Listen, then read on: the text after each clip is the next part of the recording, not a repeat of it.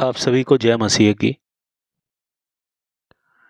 आज की Bible study के अंतर्गत एक ऐसा सवाल है जो कि अक्सर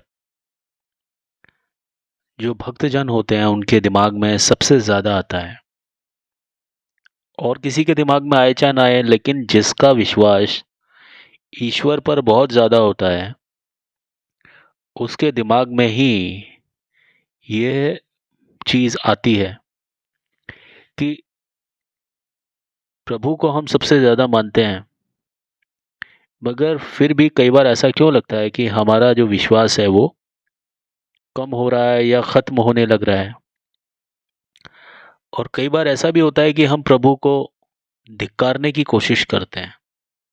ऐसा कई बार होता है, हमारे काम नहीं बनते, बहुत इंतज़ार की घड़ियां बहुत ज़्यादा लंबी हो जाती हैं, कोई आस नहीं दिखती, अगले पल का ऐसा लगता है कोई भरोसा नहीं है कि क्या हो जाए। बहुत बुरे बुरे ख्याल आते हैं, और इन सब चीज़ों के बीच में प्रभु का विश्वास ऐसा लगता है कि डगमगाने लगता है।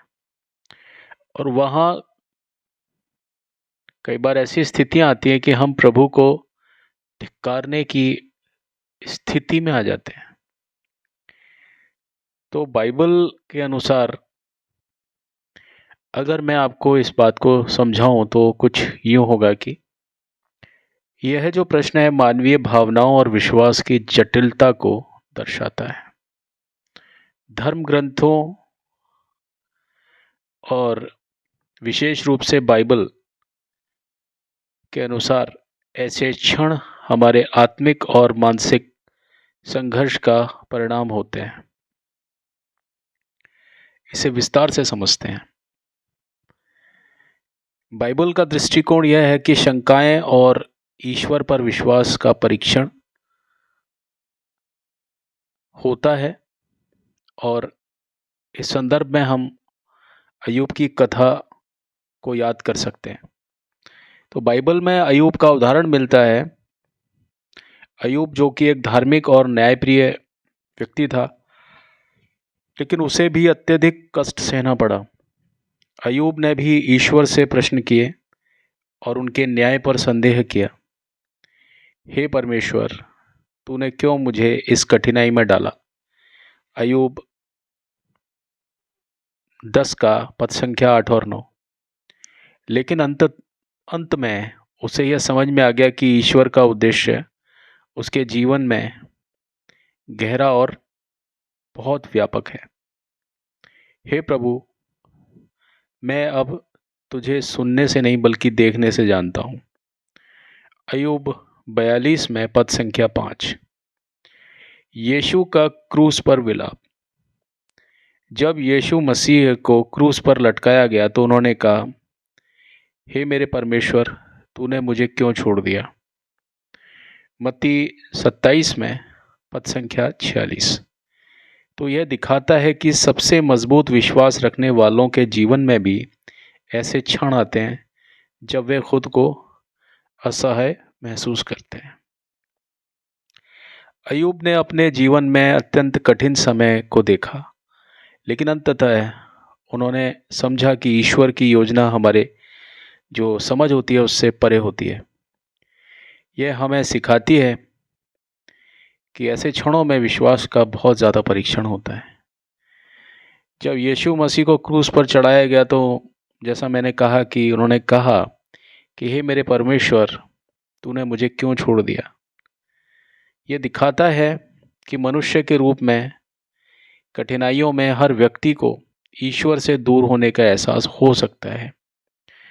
धैर्य और विश्वास की पुनर्स्थापना। बाइबल ये कहती है कि हे यहोवा पर भरोसा रख और उसके मार्ग पर चल।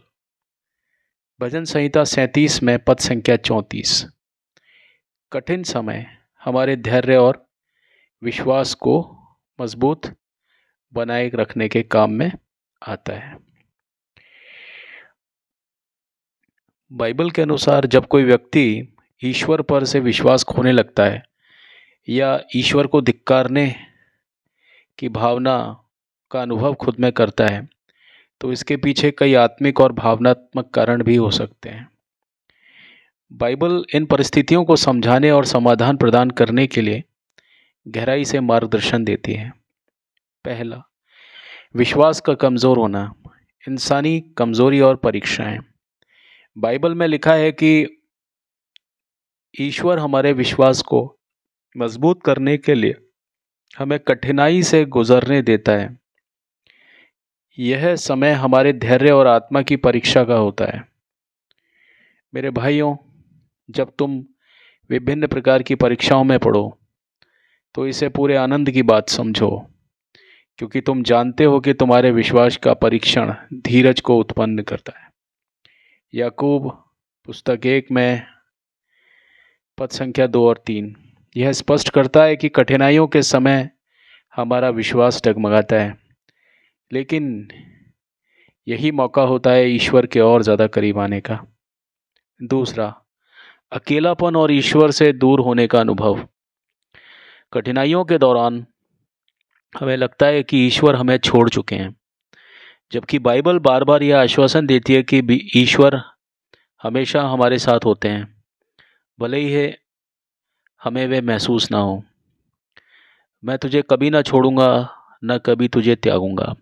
इब्रानियों 13 में पद संख्या 5।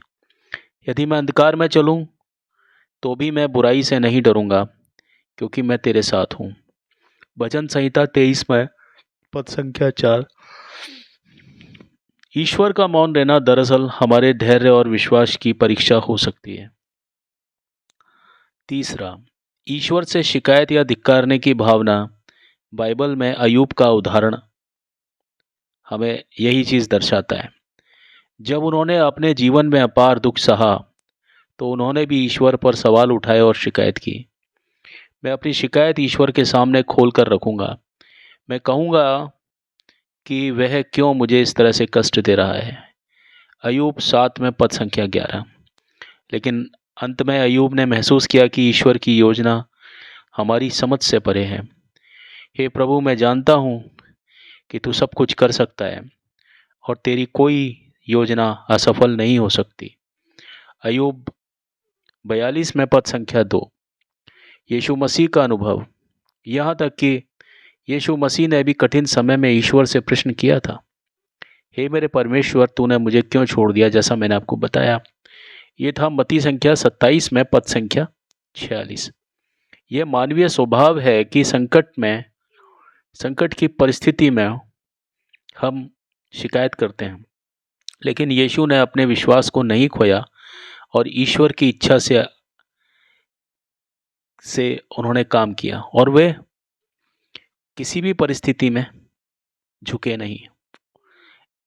कारण कि ऐसा क्यों होता है, तो यह है कि परीक्षा और परिपक्वता।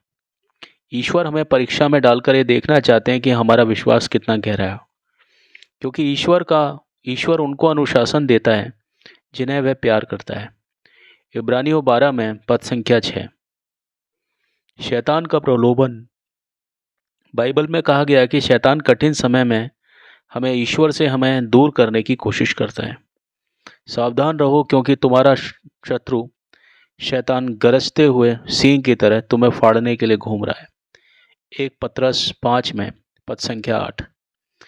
इसका समाधान यूं है कि विश्वास को बनाए रखें। लेकिन अपने विश्वास को कैसे बनाए रखें? प्रार्थना करते रहें, हर समय प्रार्थना करते रहो और आत्मा में दृढ़ रहो। इफिसियों 6 में पद संख्या 18। धैर्य रखें, धैर्य से दौड़ को पूरा करो जो तुम्हारे सामने रखी गई है। इब्रानियों 12 में पद संख्या 1। ईश्वर के वचन में विश्वास रखें। तेरा वचन मेरे पाँव के लिए दीपक है और मेरे मार्ग के लिए ज्योति। भजन संहिता 119 का पद संख्या 105। तो निष्कर्ष यह है कि बाइबल हमें सिखाती है कि विश्वास खोने के क्षण स्वाभाविक हैं, लेकिन यह हमें ईश्वर के और करीब आने का अवसर भी प्रदान करते हैं। कठिनाइयों में ईश्वर पर भरोसा रखना और उनकी योजना में विश्वास करना ही सच्चा आत्मिक मार्ग है। इन वचनों के जरिए परमेश्वर आपको बहुतायत से आशीष दें। आमीन।